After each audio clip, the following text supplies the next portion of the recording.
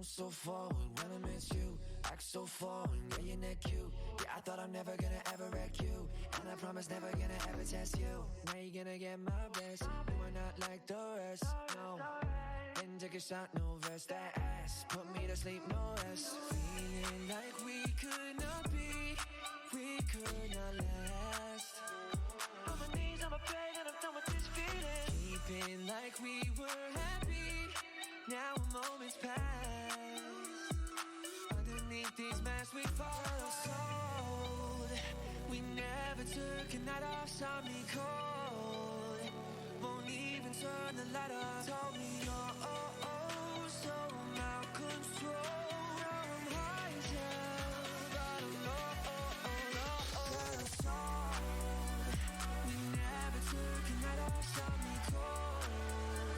Won't even turn the light up. Told me you're so out of control. I'm high as hell, I don't know. Yeah, you got no more time for me. Looking for that right sign coming, but I gotta keep looking. Looking back then, no clue we'll see. Could've had more time, nice. Guess that I'm not your type. Why did you leave so soon? Not scared, hoping that ghosts come through. Feeling like we could not be, we could not last. On my knees, on my bed, and I'm done with this feeling. Keeping like we were happy, now a moment's passed. Underneath these masks we follow sold. We never took a night off, saw me cold. Won't even turn the light up. Told me you're so out of control. I'm high as hell, I don't know. Got a soul. We never took a night off, saw me cold. Won't even turn the light up. Told me you're so out of control. I'm high as hell, I don't know.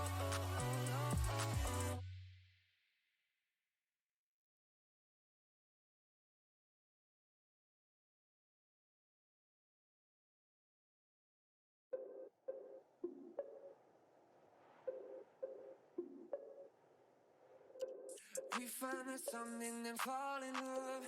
Just want this one thing, we fall in love. Somehow you touch and I fall in love. Fall in love. Yeah. Look at me go, miracle flow. Look at me coming up, tearing it down. I'm in the know, look at me grow. I'm in a jersey and she in a gown. Like I'm a Godzilla for God. Look at them running for me in a crowd. Let me come round. Let me come round. Slow me down, you can bet that I hate it. Got no bedtime and I'm so caffeinated. Spend half a day with my other favorite. Everything be going right and we gon' celebrate it. We find that something and fall in love. Just want this one thing, we fall in love. Somehow you touch and I fall in love. Fall in love. We find that something and fall in love. Just want this one thing, we fall in love. Somehow you touch and I fall in love. Fall in love. Yeah, I'm a big dumb ass, but them king of the castle. A big time scandal. Listen, can you be handling? Lot to celebrate. We're all my haters. I made all the plays. The tape say I'm a vandal. Slow me down, you can bet that I hate it. Got no bedtime and I'm so caffeinated. Spend half a day with my other favorite. Everything be going right and we gon' celebrate it. We find that something and fall in love. Just want this one thing, we fall in love. Somehow you touch and I fall in love. Fall in love. We find that something and fall in love. Just want this one thing, we fall in love. Somehow you touch and I fall in love. Fall in love.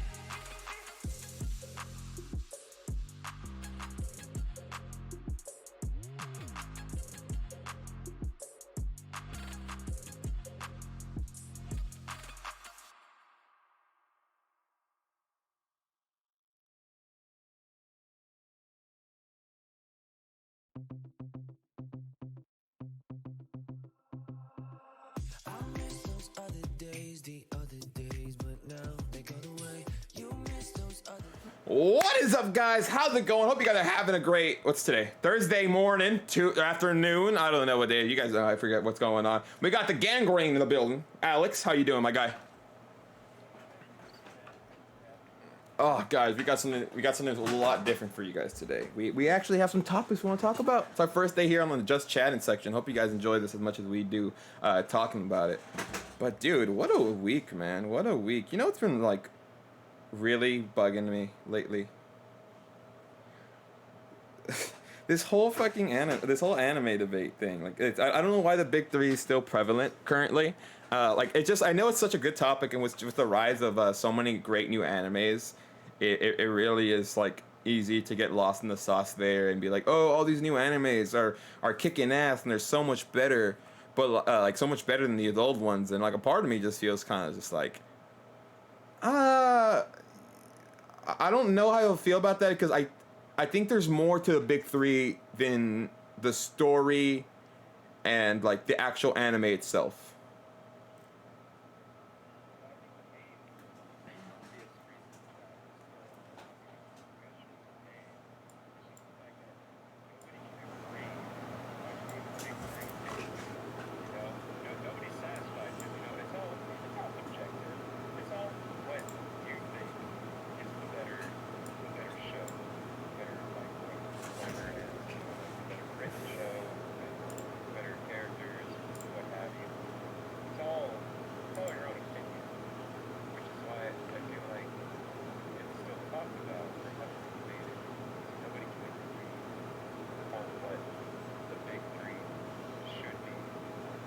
Alex, before you get that, wait up. Something be issue with the mic, I think, on your end. I think my mic just spiked too.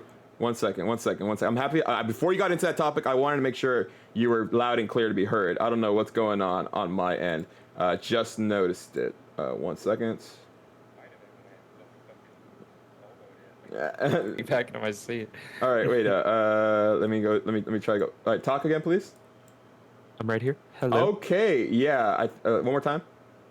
Hello. Hello. Oh, you're Cinnamon perfect buns? now. Yeah, you're perfect. You're beautiful. You're crispy. All right, you were saying. I'm sorry. Yeah. So my main point about the big three being a topic of discussion today is just the fact that I think it's because nobody can agree on who the big three should be. Because like you said, there are like a lot of good shows coming out, a lot of really, really good shows coming out. Mm-hmm. And a lot of people are saying like, this should be in the big three. Or there are some people that are also saying that this should be part of a new big three. So like, what do we have right now? We got Naruto, Bleach, and One Piece. That's what I see the most of. Mm-hmm. People saying like that's the big three in anime right now. But now me personally, I don't know if you can tell by the shirt, but I am a huge, big, fat Naruto like fanboy. Like always have been ever since I was like fucking like 8 or 10 years old. One Piece couldn't really get into. I tried on numerous occasions. I don't know what it is. I always seem to fall off at some point when it comes to One Piece. Like I'll start binging some episodes, right? Like I'm actually like enjoying it for a good portion of time. And then I just drop off from it. And I don't know why. That's not me saying like I think the show just got boring.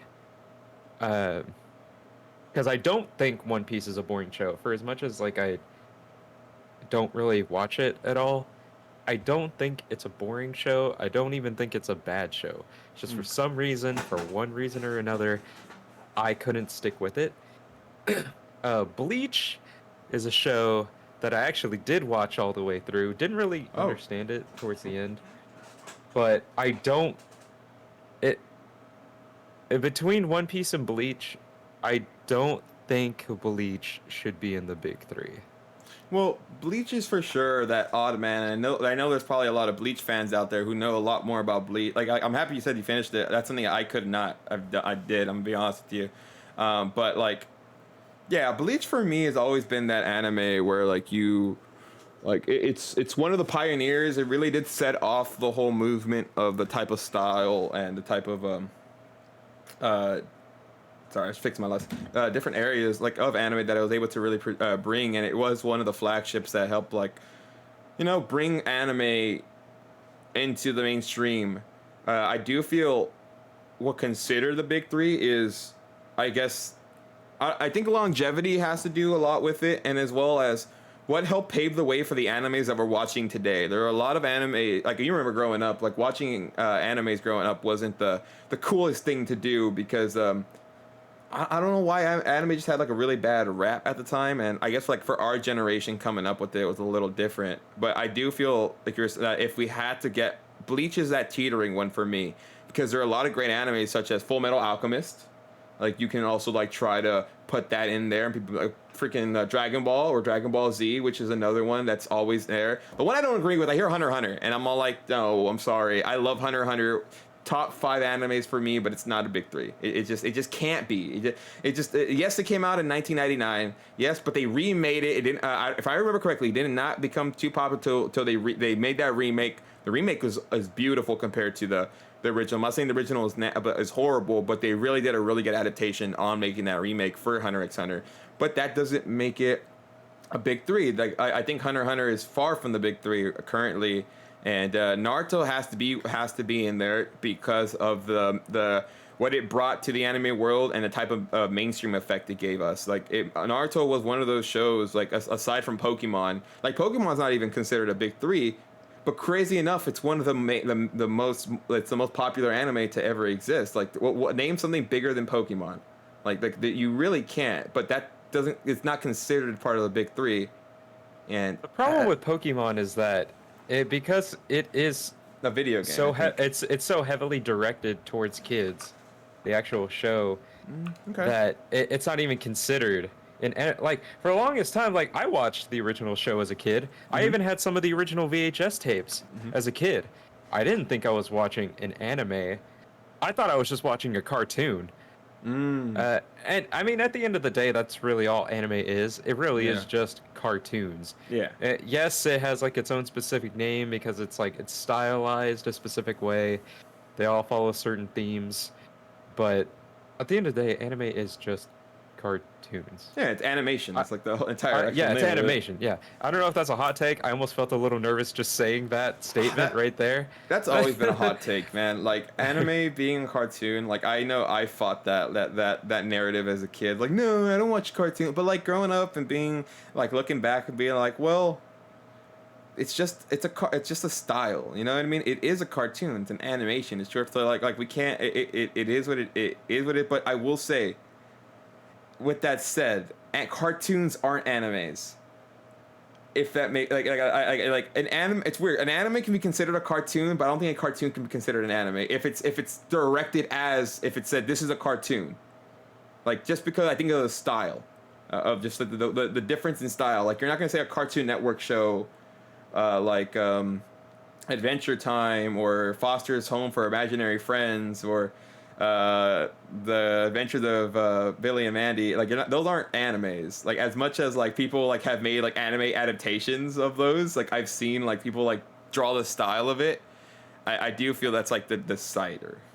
I remember Billy and Mandy actually had a specific episode where they actually did like they had I don't know if it was like for the whole episode, but there was like a little bit in that particular episode where they actually did draw out all the characters like anime style, you know, and I think like the whole episode like they were just kind of following very stereotypical like anime tropes and whatnot. And actually, now that we're talking about this, fucking Codename Kids Next Door also I haven't heard had a Codename Kids Next Door kind of threw in like a little what's it what do you call it? Like a Easter egg? Like a little yeah, I guess maybe like a little Easter egg, or they were kind of like paying homage a little bit to Dragon Ball Z. I don't know if you remember this episode. I do.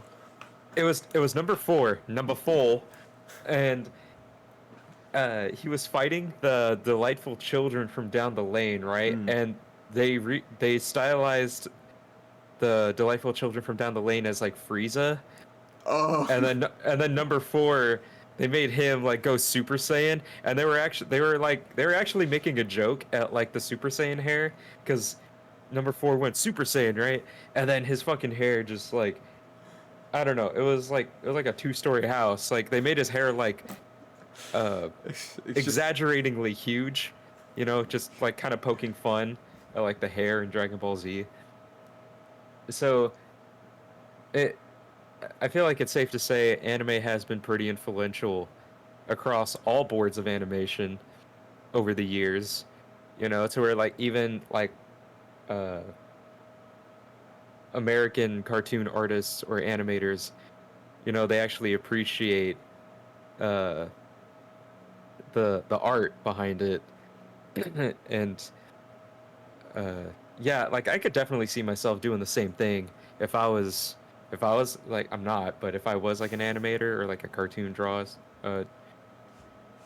or whatever, I could definitely see myself doing the same thing, just kind of like throwing like little subtle jokes or subtle hints of anime in there. mm. Yeah, Do you, it's do you fun. do you think like things like that growing up is like, because you know now anime thankfully is so accepted. Now if you watch an anime, you're not looked at as like some weird person. Like I remember like growing up, it's always like, you watch anime? It's like, yeah.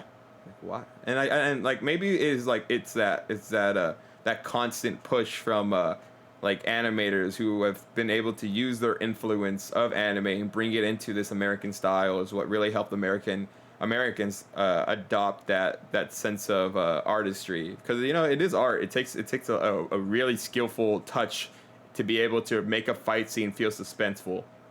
Like shit, like like the Naruto fights, for instance, like the way they make their fights kind of crazy. I from what I've read is that they have their artist who does it. They say, hey, this person's gonna win. Like we'll tell you who wins the fight.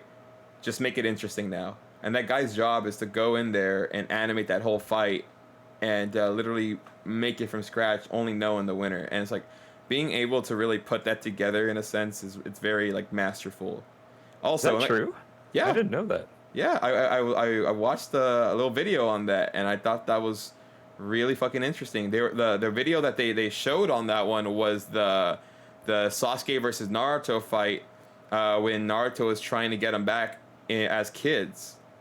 They were using that because they were using those stoppage. You know those funny faces Sasuke makes, like when Naruto socks him in the stomach and like his stomach kind of like wraps Oh, around his.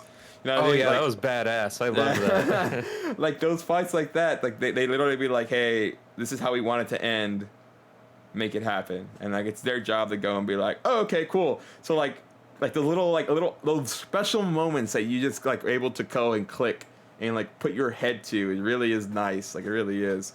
But oh dude, curious, have you heard that Kids Next Door? You brought it up, that Kids Next Door topic. That you cannot tell me I was not a Kids Next Door operative. There's no way you can prove to me that I was not a Kids Next Door operative. What are you talking about? You have not heard. You have not heard that. Okay, so that's been a topic I've been seeing on TikTok and the YouTube. People have been arguing and saying, "There's no way that any of us can prove that we were not real life Kids Next Door operatives. That like they erase your memories once you become a teenager. So they said that once we become a teenager, they erase our memories, and our favorite number as kids was actually the number we had. I saw that theory and I was like, that's so far fetched, but it's so interesting to talk about because you never know. Like how many people like do you? Sometimes I feel like, what if there's like secret spies in the world? Like the government just plants, but like, hey, we kind of like just made this person a superhuman, and on any moment we can like snap our fingers, and that person can just turn into this like almighty, just god tier fighter. Slash like focus, like just really get into his head. I don't know. I saw that theory, and like it really got me. But talking about getting into your head, like things that really get in my head and make me start getting ready was this last Tyler the Creator album. I don't know. I believe you listened to it. I know we had some takes on it. Call me if you get lost. That was the album name. Let me throw it up here on stream real quick. Ladies and gentlemen, this album right here, I personally loved it. Alex has some feelings on it, and I'm fine with it. Have your feelings. But what you think, man? What you think? They're not too negative. Oh, Like that's fine. Yeah. I know before we went on stream, I sounded like I was being a little harsh towards it, but I assure you, my feelings towards the album aren't like super negative or like I hate it or anything like that. I do like the album. but I do have some criticisms. All right, all right, all And right. my criticism or criticisms solely fall on the production style that he Oh, chooses to go for. okay. So, uh, some songs sound a little bit more well constructed than others. Okay. Some of them sound very like all over the place. Hmm. Some songs sound like they start off with skits, but it's not actually a skit, or uh, the all these different like noises and samples that he's like playing in the back, like all around the voices. And that was another thing, like with the production that I didn't really like or care for was that it it kind of drones out the voices a little bit. Like you can't really hear Tyler too much, like when he actually is rapping, uh, or even some of like the other voices that he has featured, like DJ Drama was on there. I don't know if it was just him. It sounded like there was some other people on it, but Yeah. I really do feel like the production style he was going for was like a little too all over the place. I mentioned earlier, the first two tracks, Sir Baudelaire, I think is how Hmm. you pronounce it. I like that first track. I like the beat. I like what Tyler's saying. I like how he's saying it. Good energy. Love it. Corso, I like the most. Hmm. Um, fuck. Sorry. Yeah. I like Corso because Tyler goes fucking hard. He does. He Yeah. does. He really And does. that's my favorite Tyler. That is my favorite Tyler. I like the Tyler who fucking is just like yelling at the mic, saying some shit, Oh, like going okay. hard. Uh, and I feel like recently, even with like the Igor album, he's been kind of like taking it soft Mm. lately.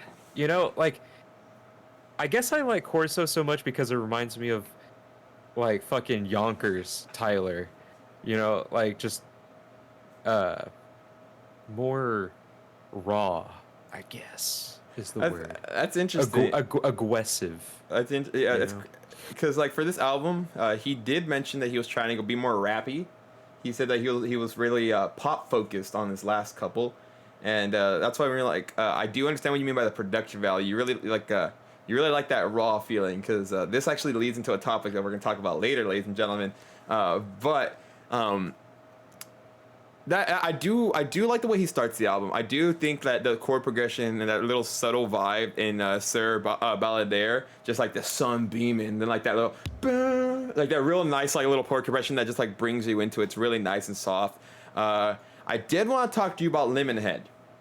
That was what I want to talk to you about. We had a couple words exchanged about it before the Ah, stream, and no, dude, I love that song. we're I still gonna love that talk. We're song. still gonna That's talk my about more of favorite the. track. We're still gonna talk about more of the album as we continue on, but Dude, Lemonhead's my favorite song. I don't know stop what it, stop it. All right.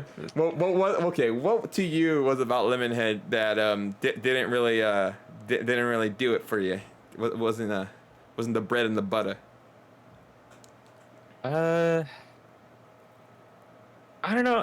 I guess what immediately put me off about the song was the beat. Mm. That dun, dun, dun, dun, dun, dun, dun, like those fucking horns he's got blasting. It just immediately reminded me of like cheesy over the top hip hop, Mm. which I don't care for. But I mean, again, it does play into like the sound and the style he was trying to go for in the album. Just very like loud and bombastic sounds, Mm-hmm. which again, I don't really care for. I I I like a little bit more structure in the songs, Okay. not for like a song to sound like all over the place, which is kind of like my main sticking point with the album as a whole. Which I guess is why I like Sir Baudelaire, sorry, uh, and Corso in the first place. Is like they sound. I don't mean to sound like DJ Khaled here, but like they actually sound like songs. Uh, Mm. I don't know Okay. if you got what I was referencing there, Do you but feel that maybe because of the uh, runtime on some of these songs? Because looking over some of these songs, like some of them are in that minute and a half mark. There are a couple here that are over 3 minutes. Actually, a lot here, but there are a couple of them that have that. Actually, I'm a liar. I'm looking at the track time. It's only like 4 songs out of the 17, but still, okay, that makes sense. Well, what'd you think of Hot Wind Blows? Because that song to me did feel kind of like it had a nice little vibe to it. It was able to really just like come in real nice. I really like. There were like for like Lemonhead, going back on Lemonhead, like Tyler did say, like you're saying, that was the sound he was trying to go for, and he said I wanted a song with those horns. He said everybody has horns in their songs. Like I just wanted that song that people are gonna be playing at football games and like the march. Like that's actually what he was going for. So like when you say like that real generic, I can see exactly why you would say that, because like, you know, it's loud horns. It's fucking it's over the top a bit. But I don't know. I think it was just the way he implemented the horns that it just reminded me of like I said earlier, that very loud, bombastic, I love that word, bombastic, stereotypical hip hop. I hit my mic. Hot Wind Blows, I hear he's got like some flutes in there, which actually sound really nice. A very, very chill song. I like how the beat is pretty chill, but Tyler isn't. You know, I like that contrast. I like that. I think for me, what some of the songs I didn't care for on this album, excluding Lemonhead, were like he's just like talking very low. It almost doesn't even really sound like he's rapping. It almost just sounds like he's just talking while rhyming words, you know. And I guess that's another thing to bring up with this album. It really does kind of feel like it's telling a story in a way. So like one of the main themes I kind of got from this album, lyric wise, was he's more rich. He's got a lot of new fancy cars, loving life. Yeah, I think it's just mainly that. Like that's what it kind of sounds like the most that he had to talk about, was just that like he's got more money, he's got more cars, life is good, you know. And actually, I think there actually is a track on here called "Blessed." I think is what it's called. Yeah, it is. And that one is literally just him talking, but he's talking about basically the shit I just said, where, you know, he's like, life is good. He's like, I'm healthy. We're writing shows. We're gonna be working on movies next. Like, you know, like the guy's just loving his life right now. Oh, and yeah. I mean, who can blame him? You know. I wanted to ask you about What's Your Name, because you're saying like a lot of sound real bombastic. I really felt that one, like it came in like really, really soft, and I like his flow there. The way he uses the beat skips and able to like play in between those nice just empty spaces in those pockets. They were really able to drive that song, I think, and I really like the way they're able to really bring in that background, like the way they're like bum bum. They're like a real like good contrast off his voice, like what's your name, girlfriend, or what's your name, bum bum bum. I really enjoyed the way he like put together some of the melodies. I can see what you mean by like the lyrics and stuff, where this was where he just seems like he's in a good place because he's talking about, you know, his life, and he's doing well in his life, so he really wants to get that going. But I did enjoy hearing those nice like gritty undertones, and like that can make a lot. Like I feel that like this album, it does line up with like the track record of what Tyler has been putting out lately. I will say it does. You did mention it kind of sounds a little like Igor. And I could see how that can go, just the way the songs are progressing, as well as the structure of the album itself. But like I do feel that Tyler did a great job on this album. I know you're not saying he didn't, but like I do feel that like he was really able to, after listening a couple times, like The one thing I was very happy is that I did not get bored, and I was able to re-listen to this 17 song album. 17 songs, it's a lot. It's a long album to get anyone entertained, and I think what really helped them too, able to get that 17 song track list, was the usage of able to put those really, like, What's Your Name, or Lumberjack, or well, actually, technically, What's Your Name, Lumberjack, are back to back. But he was really able to add in some of the songs with the lower runtime, in between those really long run times, where it kind of just felt like it was transitioning. You kind of forgot that that 9 minute song that he has was going for that long. It did really well, like, as a whole album.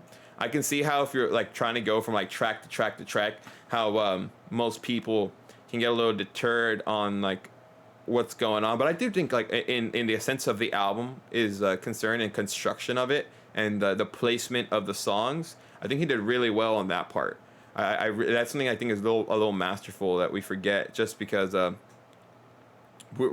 this new production style, it does feel a lot cleaner. I do see what you mean. It does feel really crisp. It feels kind of refreshing to me, in a sense. Not like this is new. It's just to me, it just feels like I can kind of put it on and kind of just vibe the entire time, and really just get lost in the tracks. And that's something I really look for in an album. Like, am I able to get lost into this? And like you were saying, like, it kind of says a story. And that's something that I really do enjoy, that he was able to put through in this album. I'm not saying he doesn't do it in general, but there are a lot of artists today that really overlook that sense of the album, of putting those track lists and putting those songs in that little moment of just always just able to really know how to progress from one song to another. Because I think a good album, in a sense, also doesn't just go off of that album itself, or just like it's going at what did it, like, the hit song. A lot of people are like, oh, there's like no hits in this song. I'm not saying there isn't in this song, because there is. But a lot of people are like, well, they're not, like, every song's not a hit. I'm like, no, well, but how's the album progressing? Like, does the album flow? Can you listen to the whole album from front to back? And I am very impressed on the way Kyler is able to do that. That's very hard to be able to really like gel a whole album together as one. Really is something tough to do. And I know for like myself, I really did enjoy that amount of to detail of the way he was really flowing each song in between each other. Well, personally, I didn't really think each song flowed into each other. Okay. And it goes back to my original statement, where I said I felt like every song just felt all over the place. Like, I will say each song starts off structurally. It starts off like there is a point A and a point B. It sounds like it's going there, but it's always like somewhere in like the middle of each track, it just kind of feels like it goes off the rails for me personally. Because like I think I've listened to this album like 3 times through now, and I gotta say, it's always like right after Lemonhead that, or maybe even during Lemonhead even, I kind of tune it out, because all the tracks kind of sound like they're blending together for me after a certain point. And I'll catch myself tuning back in for like the catchy bits, like I like the way What's Your Name starts, like, oh, you look malnourished, like he has those catchy one-liners in there that kind of make me go like, oh, that sounded good, I like that. And then again, like I'm listening in for like 45 seconds to a minute, and then I just find myself tuning it out again. And then I hear Lumberjack start. It's like Rolls Royce pull up, Yep, black boy hop out. Yeah. This shit It's like that sounds like a pretty hard line. Yeah. I like that. And then the rest of the song continues, and then again it goes back to just fucking blending in for me. It's like I tune in for like those really cool parts, those catchy bits that he has thrown in there. But at the end of the day, I find myself just again tuning it out, and that's why I like Sir Baudelaire and Corso so much, because those are the 2 songs that I can listen to from start to finish without having to tune it out, without having to have it blend in with everything else that I'm doing, to where it's just like white noise at that point. Like when I listen to those songs, I actually do pay attention and tune in from start to finish, you know, like Corso especially. You know, like I said, I love it when Tyler goes hard, and I like it when I like how he goes hard in that song. Lemonhead, he does go a little hard, like I'll give him credit there. But again, I just, I don't know what it is about Lemonhead. I can't.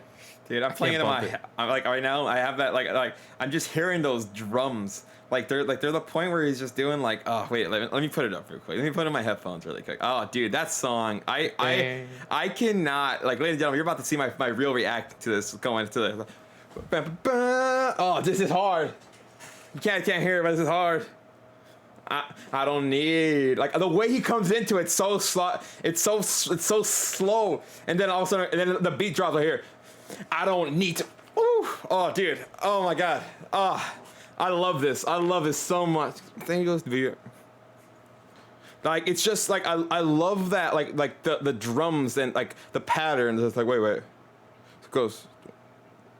It's not even a big jump. He's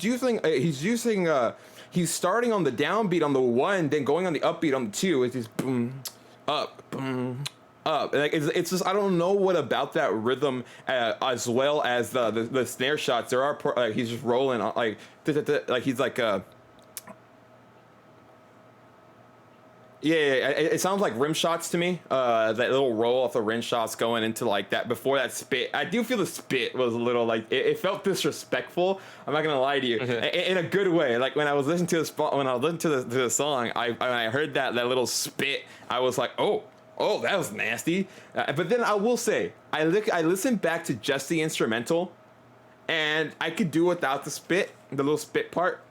But that's just because I love the instrumental so much that I just wish that wasn't there, because I would love just to be able to play the instrumental anywhere, but that spit to me just what throws it off. But it works really well in the way he's is implementing his verse. It works really well when he's like really fitting his flows and able to just really like just get in there and just like really start being gritty and grimy, and from a standpoint, I just feel like I want to run through a wall when I listen to that song. I just feel like I'm ready to go. Like I feel kind of unstoppable for some dang reason. And I don't know if it's because of, like you're saying, the real generic hip hop gritty. Like I just something about the way the way he's using that beat and the stoppage, and like the way he's able to cut that beat is what really drives me. Just like those unpredictable, like the spit, like using that as like a nice transition into a next, like using that as an instrument, not just a sound effect, able to help in progression into that next like sequence. But dude, I really enjoyed that. I don't know, something about that song really just made me like feel good. You know who does deserve some credit on this album, and somebody who actually took me by surprise, was fucking Lil Wayne. On Hot Wind Blows. You're right. Oh, his verse, like, I totally came out of nowhere. Like, for one thing, it's weird for me to hear Lil Wayne on a track like this, you know, like especially like with how like chill the vibes are, like with the beat and everything. And then he's just like, he goes, fuck that, I'm gonna go fucking hard on this track, you know, like I love it. No. I love it because like I was like, like the little just the way he flowed there, like I don't know what he says, but he just like the beat stops, and I think that's what I like a lot. It's just the way they're using that the beat stop, and the way they are able to bring that beat right back in for that impact. They're really able to drive it. They stop the beat to put emphasis on that. Lil Wayne is going hard right now, so you better fucking pay attention. Yeah, you know, and then they fucking bring it back in, and then, you know, like he keeps it going, he keeps the flow going. Initially, a part of me thought that they stopped the beat because he was kind of going off time a little bit, because it did sound a little jumpy. I can see that when he was going hard, you know, they were just, but like they didn't want to cut him off or stop him, so they were just like, okay, let's just like cut the beat here, you know, like let him do his thing, he's going at it, and then like we'll bring it right back in when it sounds like he's kind of like, you know, kind of like met back up with tempo a little bit, I suppose.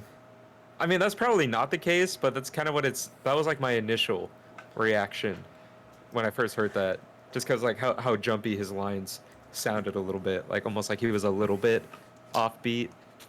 I can see that. Yeah. I can see how that, because like the way that flow is just like those 16th notes, those 16th notes that come right back to back. I can see how like maybe it sounded really well, but it could have just been like those milliseconds off beat. But at the end of the day, we don't know what we're talking about. But still, like. We know a little bit of what we're talking about. It's not like we're like strangers to music. Like, I just wanted to throw that out there before like Lil Wayne or Tyler comes at our head. Like, these motherfuckers don't know what they're talking about. But, like, Tyler, with Lil Wayne, you listening? Thanks, dude. But like, that's something that like. So well, I'm curious because this kind of brings into our next topic, kind of like. So you're saying like that like the grittiness and the rawness is kind of like what you wish was more prevalent in this album. It's like having that real raw sound for you a really big thing for music, like for music that you listen to. it is, and I'll tell you why. And you might have already guessed it, but I'm a really big metal fan. It's number one music genre that I love to listen to on the daily.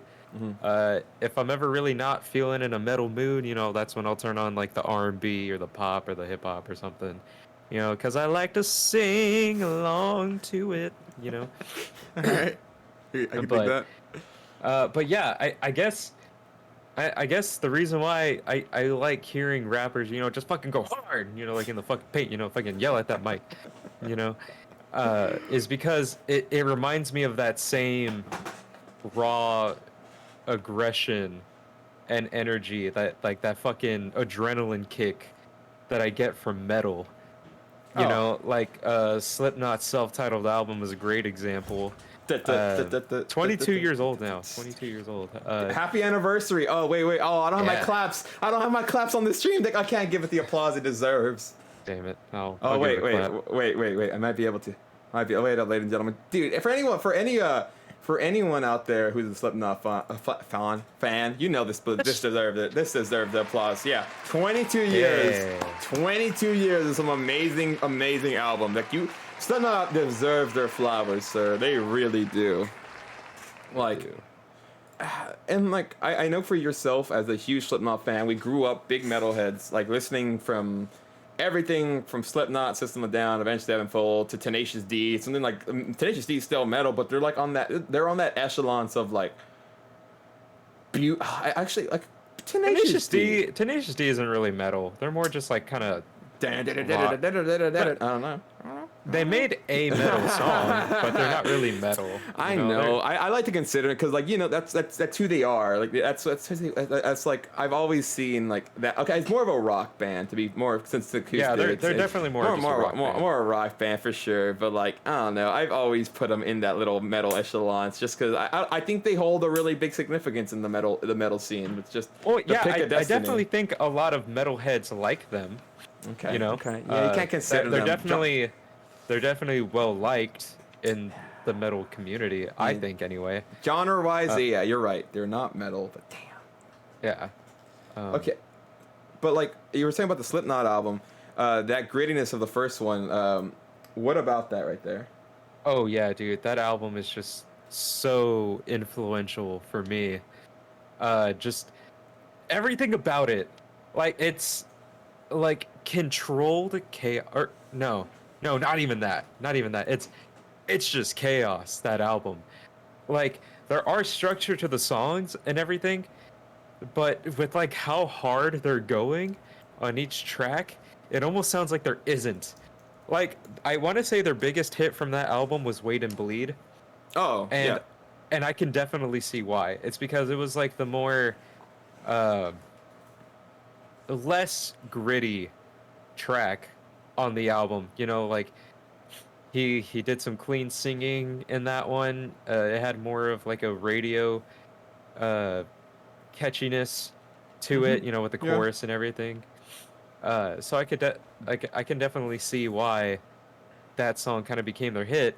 And Corey Taylor even talked about it a little bit. Like I've watched like a lot of videos of him discussing interviews and albums and whatnot, and one of the things was when Wait and Bleed took off, like, you know, when that song became their hit, all these record companies and labels were just like, Yeah. basically telling them, you need to make more of this.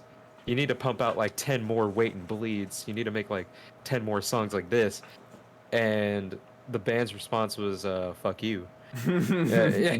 No, for real. He was just Yeah. like, yeah, no, he's like, we're gonna make what we want, you know, we're not gonna just fucking make like 10 more versions of the song just because it got popular, just because a label told us to. They're just like, we're just gonna fucking keep doing what we're doing. And it's obviously worked out for them. Yeah. You know, they're one of the Huh. biggest names of metal right now, or just like one of the biggest bands probably in the world.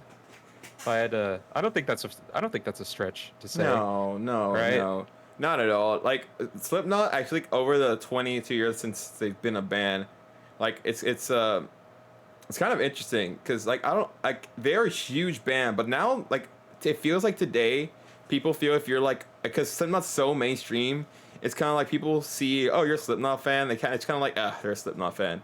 Like I get that sometimes for some reason. Like it's like saying like for me, the reason Slipknot's my favorite band ever is because they're the ones that introduced me to metal. They're the first band that I was really like, oh, this is a fucking amazing band. And while there may be a lot of bands people may say are better than Slipknot, which you know there might be, like it's in the ear of the beholder.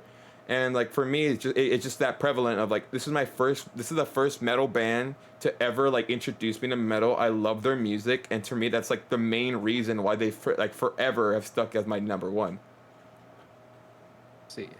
And I wanted to ask you, like you brought up Wait and Bleed off that album, which is a spectacular song. How far behind do you think Spit It Out is? Because Spit It Out is another monster. Another huge monster. Oh no, that album by itself has like monster tracks on it. Like so many great fucking like actually just this past month I've been jamming Eyeless Ooh. like 2 to 3 times a day. You know, just Ladies and gentlemen, 1 second, be right back. Sorry, Alex, 1 second, 1 second. What's up?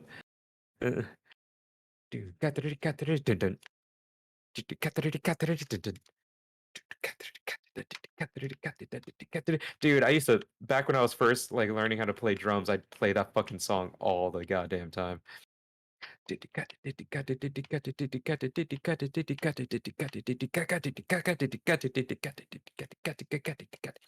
Yeah.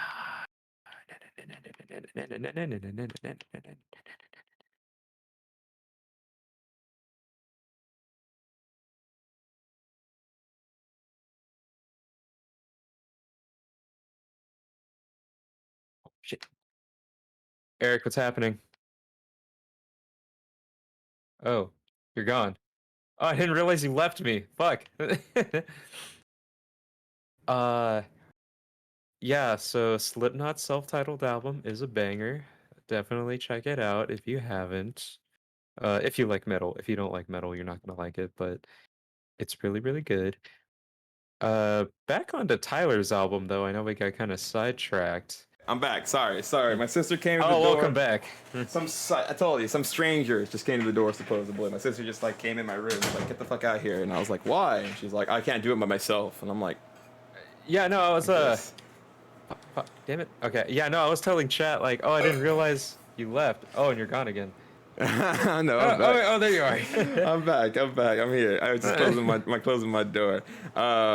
Shit. Oh, spit it out. You were saying that you're jamming out to Eeyore lately. That's been like, what has brought you back to that album? Like, what about Eeyore or that album in general? No, it's like Eyeless. Eyeless. I'm sorry. Eeyore's good too. Eeyore's nice, but yeah, Eyeless. Sorry. You're saying that you're listening to more Eyeless lately. What brought that about? I honestly don't know. It just happened because we just recently got somebody new at work, and I found out that he actually also listens to metal. Oh, nice.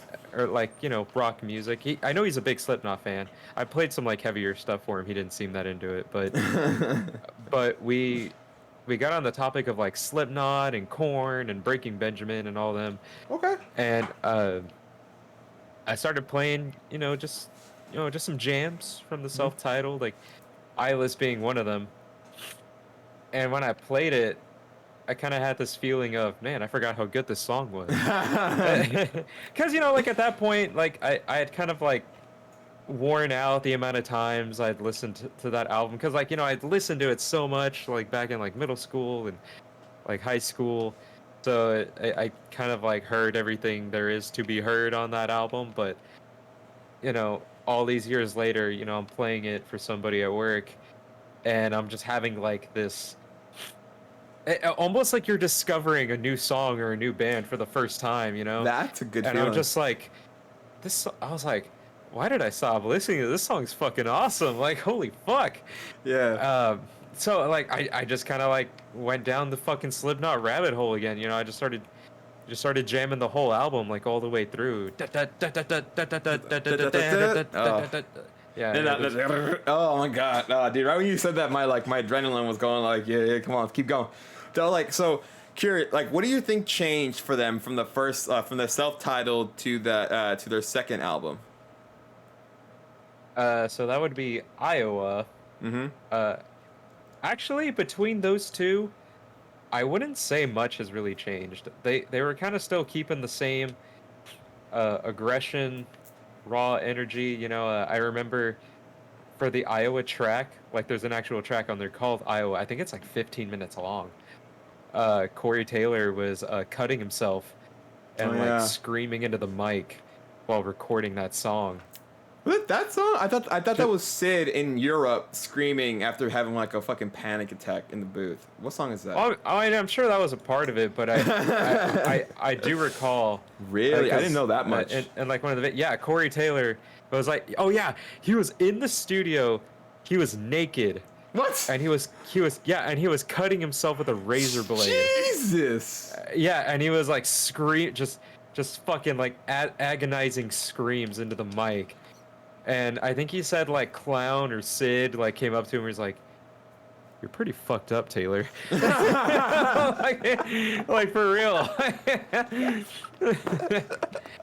Now, Corey did mention like back in those days, he was drinking a lot more heavily. So I understand he probably did have a lot more unhealthy lifestyle choices back in the day. He probably was a bit more manic, a bit more insane in the membrane. That's good.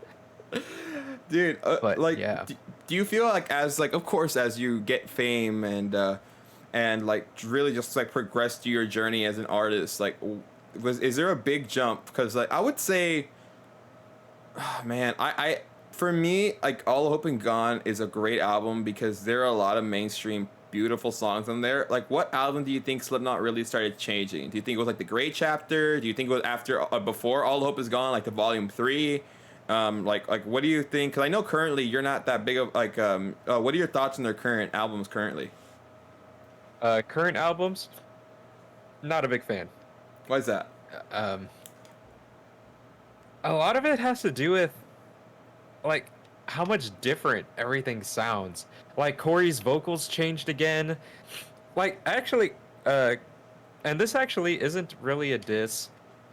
Corey being able to sound different on almost every single album release, I think is actually a skill, you know, because it keeps the album, it keeps the albums sounding fresh.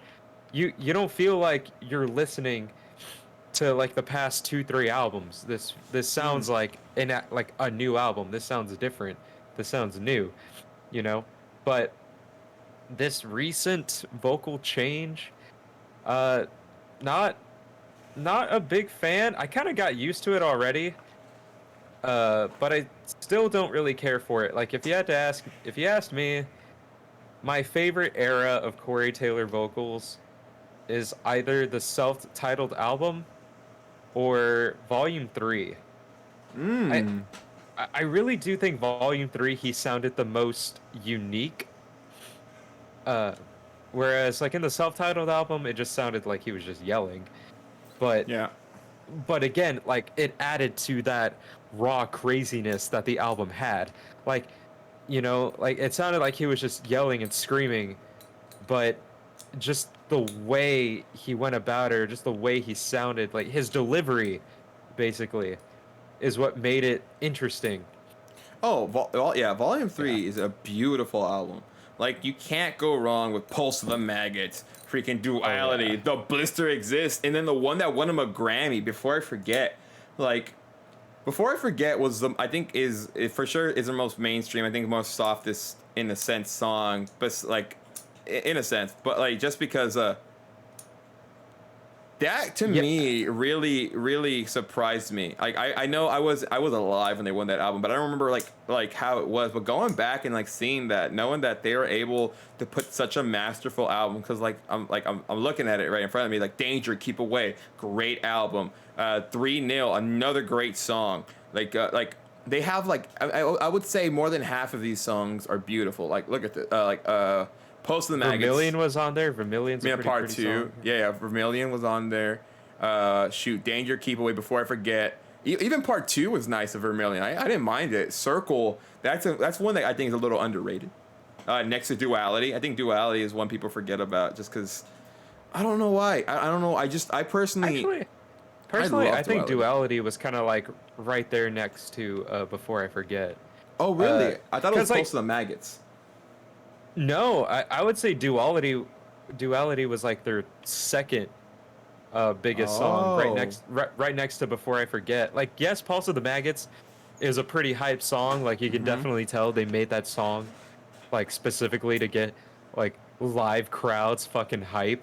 Yeah. You know, fucking say it again, Say it again, we we won't won't die. die. Say it again, say it again, we won't die. Oh Like, my God. it's just, yeah, that song was just made to get crowds fucking like crazy. Dude, You know, get them I- fucking moving. You know. I was lucky enough to go to like one Slipknot concert, and I will say that you're exactly right. You are they know how to put on a show, and like every song they played just seemed like it was meant for that arena. Like that's the one thing that's like I love about metal music, that like it's so different from other genres, is it's so easy. Like going to a concert, it always feels like it's like feeling that music live always has this sense of like energy and rush. Like yeah, there's some times where I kind of like I might not mosh the entire concert, but like that moment of like you just feel it, that like that energy in that room of everyone's just having a good time. Everyone, like the crowd just going at the loudspeakers are blowing your ears out. Just that moment of this like something about metal in general, just from like just the concerts that we've both been to. I know not together, but like separately. I think we've only been to like but like it's just that one thing of like when you go to a metal concert, the energy is just unmatched. Like you don't really see that much at any other type of live concerts. Like I will watch like I always like to watch the freaking is it the Spit It Out one where they're at Download Fest and they're like trying, like everyone is freak, they're at Download Fest, they're playing Spit It Out, or is it Wait and Bleed, one of those two, and they tell everyone to get down. And dude, like the way they were able to control the crowd for me is very masterful for Slipknot, and that's something like I've always looked at from just artists in general. How are you able to control that crowd? How are you able to make them yours? And I feel Slipknot has done a really good job with their live performances of really able to incorporate their fans and really know how to like make it not such a stagnant event where you're just watching a band. Like having 9 people on stage just going crazy, like you know that like how many bones they've broken just like jumping off a top banner, or like jumping off into the crowd, or hitting the side of a railing. Like Slipknot, I think something about their music, or maybe it could just be metal in general, just like brings out this like real primitive instinct in us to just like go. Like I that's how I feel. Like just like I just feel like there's this moment, like Death Clock, for instance. If like another metal band, like they may not be they are a real band, but they're more known for their cartoon adaptation on Adult Swim. But like that's not even a real band, but their music still makes you feel like you're about to go and like fight 1,000 Mongols. I don't know. Like it's just like that's the one thing I've always loved about metal, is that emotional reaction, that chemical reaction it makes in your body that really allows you just to say, let's fucking go. And like Yeah. Actually, you know what this made me think about? mm, So, I've I just now thought of this, but I feel like hip hop tries to implement the same energy as metal for when it comes to live shows. So, Mm. you know, like in hip hop concerts or shows, they always have the hype man. Yeah. You know, he's the guy that gets the crowd fucking jumping and bumping and whatnot. In metal, you don't need a hype man. You don't. Your music is your hype man. And Yeah. you know, and back to like what you were saying about like how Slipknot implements that. Uh, you know, I think that was just like a very basic understanding for them back in the day. You know, like they understood their music, they knew what they had, they believed in it, they were confident in it. Like they knew like, yo, these fucking tracks, these are gonna get some fucking people hype. You know, like we can definitely put on a good show with this. So like that's confidence right there, being able to look at a crowd and be like, I want everybody here to get the fuck down. Oh, And dude. like when and you know, like when I count to fucking 3, I want this whole fucking crowd like jumping the fuck up, you know, or some shit like that. It's That- insane. that's confidence in your art, I think. And like when you're in that moment of just like you're just in that moment like that like that first riff, you know shit's about to go down just by hearing that first riff that's going. You're like, "Oh shit. It's about to get real." Like they don't have to be playing anything. It could just be that little stall like you're like, "Oh crap.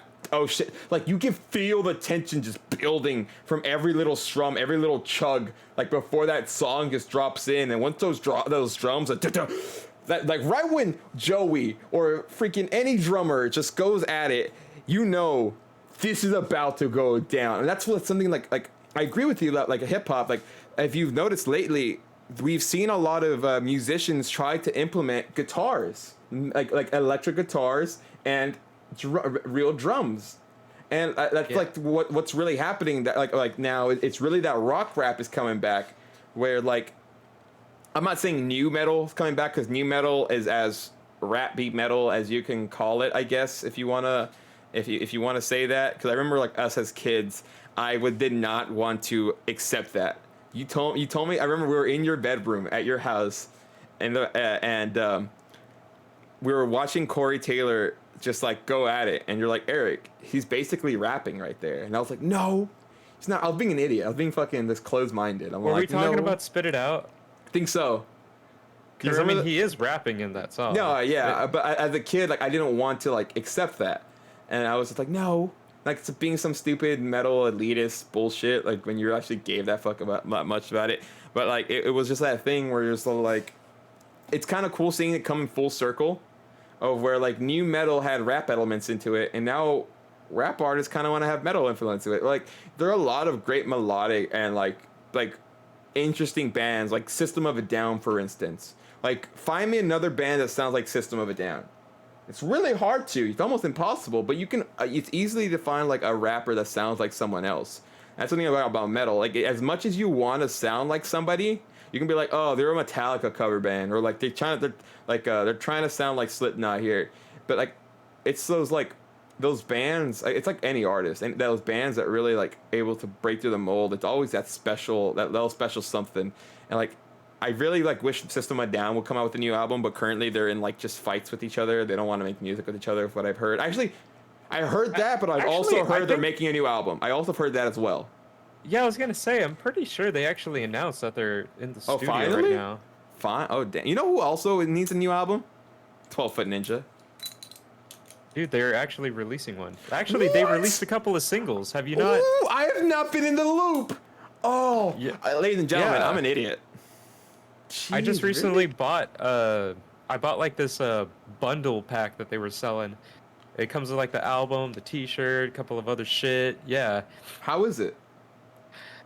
Okay, so full honesty, I actually haven't heard any of the new tracks. Don't listen to it. However, in my defense, I am a big enough 12-Foot Ninja fan that I think I can say that I can listen to these tracks and be like, yeah, this is fucking awesome. 'Cause, like I was that confident in myself as a fan. Tara was like, dude, I don't even need to listen to any songs. Let me buy your shit like right now. You know? Damn. And that's exactly what I did, because you know, I love I love the first album. The first album is my favorite, hands down. I think they had like 2 EPs that they Yeah. released before the first one. I also kind of dig. The second album I thought was okay. I thought was pretty good as well. I didn't like it that much at first when it first came out, but Eyeliner? the more I listened to it, I was like, okay, yeah, I like this album. This is a good album. I like it. I've not heard Outliner. But like going to Silent Machine, that album, the way they're able to just like put those nice little genty feels into it and like really have those real nice melodies, like Mother Sky or Shuriken, like in your eyes, things I are to say, beheld the mother. yeah, dude, and then like. Then all of a sudden just go down, like bringing that in, bro. The energy is like it's unmatched. Like something like I've always like enjoyed about metal is the creativity they bring with it. Like they don't like people forget, like of course if you're listening to like death metal or you're listening to like deathcore, like one of the cores and shit, and you're like it's all screaming, it's all like, well, that's what you're listening to. That's like the subgenre that you're in. Like metal, people forget metal is such like a life of its own where there could be so many different niches inside of metal. Like of course people say like there's metal its own little thing, but like new metal, like freaking, oh then we go like core. I would consider the cores in that, like that little thing, like the post hardcore, hardcore, deathcore, grunge core, like or fucking gent. Gent's also another metal category. Like there's so many things about metal that there's like little topics, and while people can say like, well, there's like East Atlanta rap and New York and LA, well, like yeah, but then can you say you have Viking metal from freaking, or can you say you have like just like these really different style of sounds? And metal is so universal where it's almost like everywhere metal is like so respected of just because it brings, like we were saying, like this real primitive aspect out to it. Like if you go anywhere outside of the United States, metal is one of the most top genres like to be freaking played anywhere. Like Germany, Switzerland, like the Netherlands, for instance. Like the Netherlands, just that. What the hell is this? Get out of here. That is But, true. like, I'm actually glad you brought that up because that is a real fact. Like that's why you see a lot of metal bands, they start off their tours like off in other countries. You know, like you don't really tour in America as a metal band right off the bat unless you really are that big, or if you really are just that small, because obviously touring outside of the country is fucking expensive. Very. But if you're like a metal band with like a decent following, but you know the majority of your audience is like out of the country, obviously the smarter move would be to tour where your audience is, you know, where your main audience is. Like if you don't want to tour in America where you know your numbers aren't there. You're like where you know nobody's going to listen to you there. You're not going to be like selling off tickets or trying to sell tickets and nobody buys them, you know. You want to go where you know people are going to buy your shit. So where would that be? I don't know. The UK, fucking Germany, like you said. Dude, like even Mexico, yeah. like Mexico is another big metal town. I freaked me out how big metal is in Mexico, like Mexico City and shit. Like I find that very surprising. me too. So I went to Mexico City about 2 years ago, and when I was there, I saw so much shit about metal. I was like, what the fuck? People walking around with metal band T-shirts and shit. I'm just like, I thought like I kind of knew. I'm not saying like like it's only gonna be Mexican music, of course, but like metal being the second genre, it like the scene of metal has been growing, and that's something that people can't accept. I guess in the United States, how big metal is, 'cause I feel there's like this ignorance towards metal, where like if you're a metal band, you're looked upon a certain way, and it's like to a point where it's just like, well, yes, people are like, oh, it's loud, it's hard to listen to. It's just like, no, it's not that. It's not that. It's not that. It's just like people don't see the things that make it different, and it could be like for any type of music. People could say that about rap and be like, well, you guys don't like rap because you've never heard like the real shit or whatever. But it goes both ways, and like in the U.S., I feel for the market for metal has been dying unless you're like a Slipknot, unless you're a Metallica, like I'm just because like what is there in the United States? Warped Tour. Like Oh, Warped Tour ended like a year or exactly, two ago. exactly. Yeah. Mayhem ended a long ass time ago. Mayhem was the one I went to go watch Slipknot at, and that was a huge metal concert. I saw like they had Slayer, they had Anthrax, they had Motorhead, Slipknot, they had Asking Alexander. They had like a huge, like, it was a badass card, and like that was the last year they did it. And I'm all like, how do you have such an amazing card like this, and not put another one out? Like, how don't you have enough fans for that? Like, these are huge names. Like, if you look at Download Fest, like Download Fest it's one of those things. It's like I've always wanted to go to Download Fest because like it's just seems so much fun, and like it's just like I think Download Fest is across. Download Fest is it's in Germany, I think. Germany, right? Yeah. Yeah. But like That would be shows fun you, to go to. dude. Like exactly, like that shows you, and like Lance was in the chat. Like it's so much stereotypes of metal that really mess with America, and I think we're getting to a point where nobody has anything else to go. We've kind of like there have been like the blues have been going through. I think metal and rock is really on the verge again because people want that energy. Like little kids want that energy. Kids are depressed because like looking at my little cousin, man. My little cousin, freaking, he was like, oh, listen to this song, and it was a freaking Bring Me the Horizon song, and I'm like, why do you like that? And like it's just like that's the album that he showed it to me came back when we were freshmen, 2011 or whatever, and I was listening to it like, oh, I remember when this album came out. Like, I remember this. And it was just because, like, I put myself back in his shoes. Like, how was I when this was out? I'm like, well, I was feeling like this. So I look, I'm like, okay, the younger generation really likes these drums and these real, like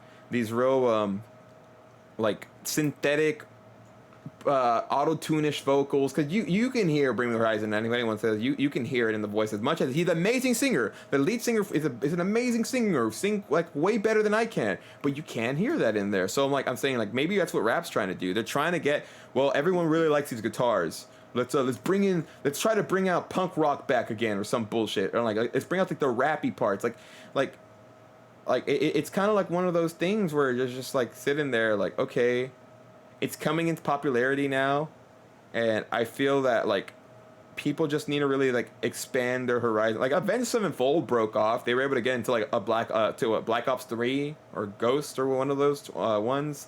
Yeah, they broke off by making bad music. Yeah, I know the freak about Avenged Sevenfold, ladies and gentlemen. We can go on another tangent on that. Like, oh Jesus Christ! Like their first album, Welcome to the Family, like a beautiful, like freaking Beast and Harley. Oh my God, beautiful. I don't know, like. Lately, for you, what is it about Avenged Sevenfold that kind of just like deters you? So, where it all started for me was when they released "Hail to the King." When I heard "Hail to the King" for the first time, I was like, "Good God! Like really? Like, were you guys really that strapped for cash? Like, you guys are so much more talented than this." And you're releasing one of those like generic like rock / metal albums I've ever fucking heard in my life, and it was a hit. The album was a hit. It was a hit. That's what I hate, because like they knew what they were doing, they knew what they were making. I couldn't fucking believe it. I was like, how do you go from making a fucking masterful piece of music like City of Evil? Mm-hmm. Or even their self-titled album, you know, the one that was just like a white background with just like the skull bat on it, had like a little piece of heaven and afterlife on it. Yeah. Even that album, so much better, so much more impressive. Yes. Than fucking Hail to the King. Hail to the King. Like, oh my God. And I've heard this talked about a little bit. And I actually heard a really good opinion. Somebody, actually, I think it was actually on another podcast. Okay. Somebody was like, well, they're people too, and they need to make money also to survive. And if they couldn't do it when they were making good music, then how can we judge them when they're making money off of bad music? Like, that's not like verbatim. It was something along those lines, but they were basically saying like it's kind of hard to judge them because we couldn't support them when they were making good music, and now they're making all this money off of bad music. So basically what this person is trying to say is they're just doing what they had to do, you know. I get it. and and when I heard that, it did kind of open my eyes a little bit. I was like, you know what, that makes a lot of fucking sense. You know, like they probably made City of Evil and we're like, yo, this is like the best shit we've ever made. Super proud of this. Maybe only sold like 100,000 copies. And then Oh, like that hurts. they make like Hail to the King. I mean, 100,000 copies isn't like anything to scoff at. No, yeah, but you you know? look at what some of these other artists are producing, and we know how good that album is. Like A Little Piece of Heaven, like come on, man, that's regardless like one of the best metal songs ever, and like we see people. I'm gonna throw shots now or like names, even though I have no reason to. Like people like Little You're Pump. gonna call some people out? Yeah, of course. Like these fucking most of these really bad mainstream rappers that sound like every fucking other artist, and just like it's one of those things where you're just kind of like I kind of threw a name out. Like I threw a name out earlier because that's the first person that came to my head. He didn't deserve that kind of trap or whatever. It is what it is. But like, bro, it's just like you understand like people. I also do think it's kind of like a monkey mindset. People say like, "Oh, this is what's hot. This is what everyone's listening to. I'm gonna listen to this." And I think that's what like the thing about metal is that I guess it's not radio friendly, so it's hard for people to really like get into it, and it's the discoverability may be very low because of that. But it's kind of like we're missing out on a lot of really good pieces of music, just of I think ignorance. Well, to Lance's point, it is about the stereotypes and the stigmas attached to metal music. So, for example, and I run into this shit like all the fucking time. Whenever I play a metal song around people who I know don't typically listen to metal, or if people find out that I listen to metal music, actually, let me ask you, what do you think is the first thing out of their mouth when I tell them I listen to metal music or that I play a metal song for them? What do you think is the first thing out of their mouth? Like, can I use like what they usually tell me, and like maybe our reactions are the same. I always get, why do you listen to that? All they do is scream, or like, oh, I didn't expect you to listen to that. I would have thought you were like actually had like you liked other things, or kind of just all like, oh, that's interesting. Well, as long as you like it. Like I've heard that, and it's kind of like I've heard worse too, but I can't say that on stream, mostly for my own family, as I look off into the distance. But what do you usually get? Okay, so for me, I would say the number one thing I hear the most is, oh, you listen to that devil music. Oh, I cannot tell you how many times I've heard that. And how infuriating and annoying, excuse me, it is to hear that. Like I know they don't know what they're talking about. I know they're just saying like what they've heard other people say. They're just like, devil music. You like that devil music, huh? And I've heard it enough times to where it's like I'm not mad at it, but it is annoying to hear that like all the time. I you know, because again, they don't know what they're talking about. They don't know, like, like they just all they hear is the screaming. That's all they hear. They don't. Oh yeah. They don't hear words, you know. And actually, that's something else they say. Like, how do you even know what they're saying? Like, are they even saying? Are they even saying words? It just sounds like he's just yelling and screaming and. And like, I'm like, well, yes, but like, there's a structure to it. Like, there's a reason for it. He's not like just, like, he's actually saying things. Yeah. You know, but. Like I remember like showing people. I get tired of it. Like.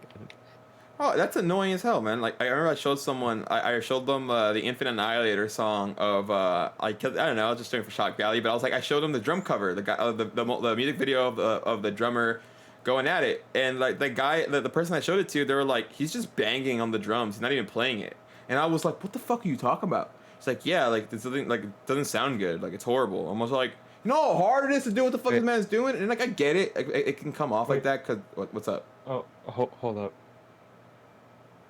Ladies and gentlemen, since we have this little pause, I wanted to say, Lance, you're absolutely cracked, bro. Lance has been a mod on our channel for 7 months here. He's basically been doing it since we started. Man, absolutely correct. Lance, thank you so much for all the help you've done throughout the entire time, man. Thank you. I'm gonna leave in a couple minutes though, so I'll fly. Oh. And remember, ladies and gentlemen, we have some Rocket League coming at you guys tonight. We have 4 games coming at 6, 7, 8, and 9 p.m. Central. That is gonna have some amazing tier 2 games and amazing tier 3 games. Alex, no big deal.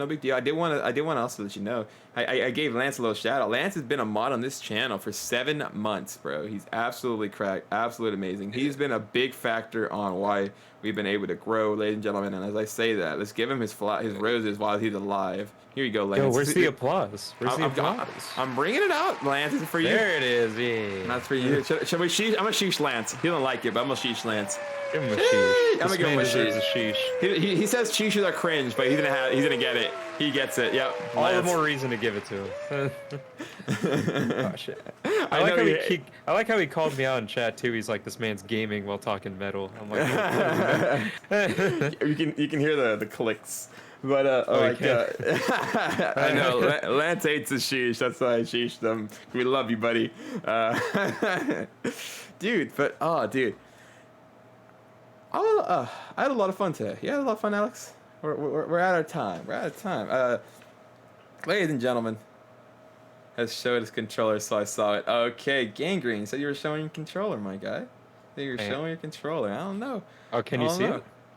Thought I had it out of frame. I've been playing zombies like while we were talking, just chilling.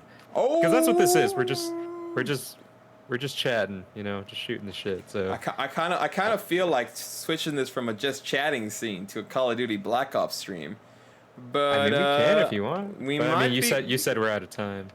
We're out of time for the 2 hot talks. But ladies and gentlemen, stay tuned. We might have some Black Ops coming at you guys. But before we leave, I did want to plug this really quick.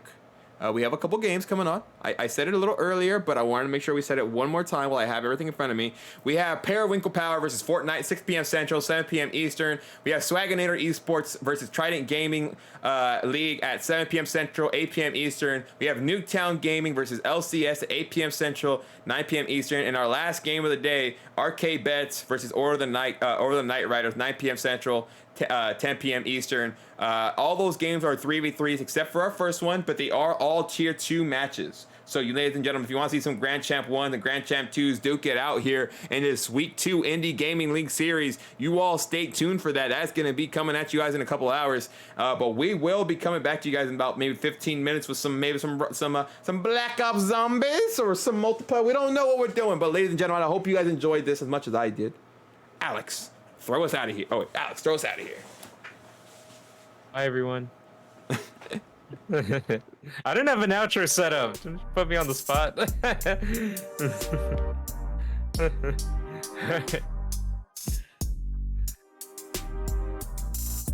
Oh, shit.